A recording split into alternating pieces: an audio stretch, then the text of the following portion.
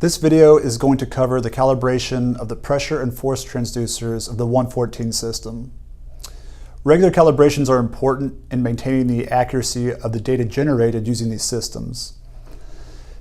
Neither procedure takes much time, and both are vital in keeping the system in top working order. We're going to start with the pressure calibration. This is important in making sure that your vessels are seeing the actual pressures you are setting in the software as the target pressures. In order to do the pressure calibration, you will need a big bend pressure manometer and a calibration shunt.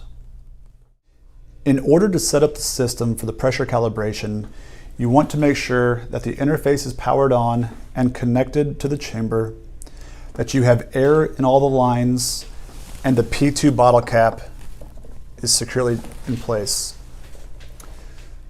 To set up the chamber for the calibration, you need to place your calibration shunt on the chamber bypassing the cannulas. So we will disconnect the left side cannula mount tubing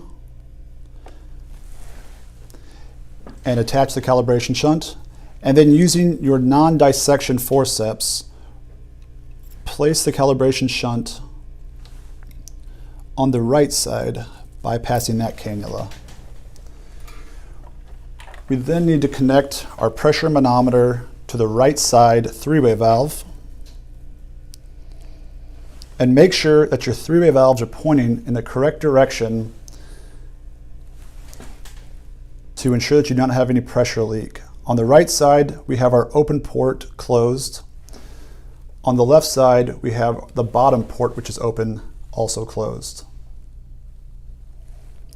We can then begin the pressure calibration. We will go into the settings menu on the interface and go to pressure calibration. This says that it's a 5-step process and you should follow the procedure in the user manual. However, instructions are also provided on the touchscreen. Select next step, which will then ask us to apply 50 millimeters of mercury pressure using the manometer. So we will add that pressure.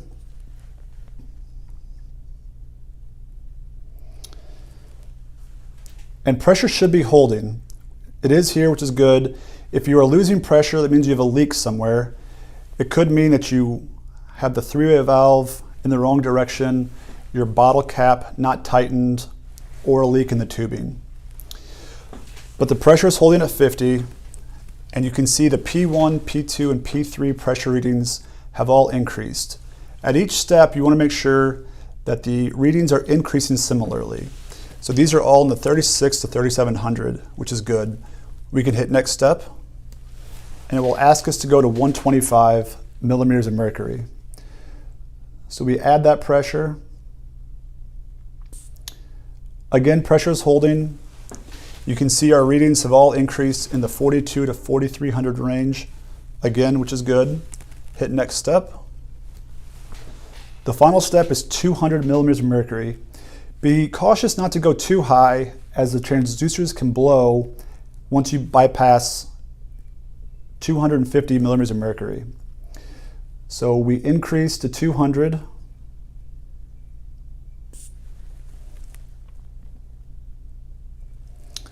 Pressure is holding again. You can see our pressure readings have all increased again. We can hit next step. The final step is ensuring that each reading is approximately 200 millimeters of mercury. You can see all are around that number. So we finalize with the next step, and pressure is now released internally. But that concludes the pressure calibration. We will now cover the force calibration procedure. This is important to perform in order to have accurate force readings, as you are using the force transducer to apply standardized stretch between each vessel of your experimental group. To do this procedure, you will need the calibration force kit that came with your 114 system, and make sure that you have your myograph cable connected to your interface.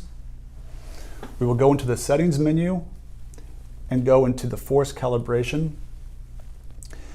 For those familiar with the 620, the wire myograph force calibration, this is the same procedure. The first step tells you to follow the procedure in the user manual. However, instructions will be provided on the screen here.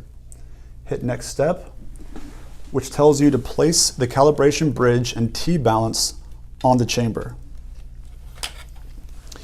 You will see the calibration bridge has a unique design which should allow it to only fit one way on your chamber.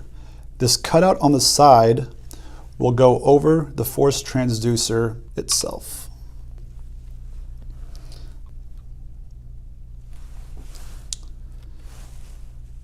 Now you drop the T-balance in on the left side mount behind the screw. You want it to be as close as possible behind this mount without touching. Go to next step, which will tell you to make sure that heat is on. The force calibration is best performed under experimental conditions with the heat on and water or buffer in your chamber at the same volume you will use during your experiments. You can also do this at room temperature, but you do not want to do the procedure while the system is warming in the first 20 minutes after turning on heat. We will go to the next step. Step 4 asks you to make sure that the force transducer is not subjected to any force. You want this number to be steady or going back and forth between two numbers. If that number is drifting in one direction or the other, it means that the force transducer is being subjected to a force. Recheck the position of your calibration bridge and then click next step. You are now asked to place a 2-gram weight on the calibration bridge. You will place it on the left side of the bridge, which will add force to the transducer. Give this 20 to 30 seconds to stabilize, and then go to the next step. This number should be approximately 9.81, and as long as it's within 0.1, you can conclude the calibration by clicking next step. That concludes the force calibration. You can then remove the weight and the calibration bridge.